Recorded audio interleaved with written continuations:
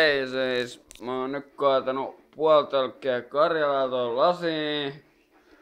Mä oon nyt, että noin kuohut tosta laskeutuu, että mä voin kaata puolet lisää ja sit mä joudun juomaan se ykkösen ja tää on sitten aika kylmää kaljaa, mutta eiköhän se onnistu, että katsotaan nyt.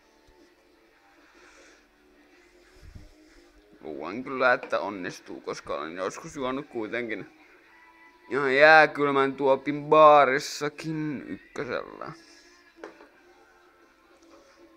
Siis tämähän on ihan Karjalaa. Eikä mitään saatana nallemehua perkele. No, kuten varmaan kuulette minun äänestäkin, minä olen vähän hiprakassa ja ei se väärin todellakaan ole. No niin, kohta alkaa olemaan aika täynnä.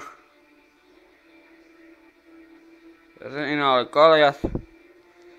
Ja nyt lähtee haaste. En tiedä miten tää onnistuu, mutta se nähdään. Jää nähtäväksi.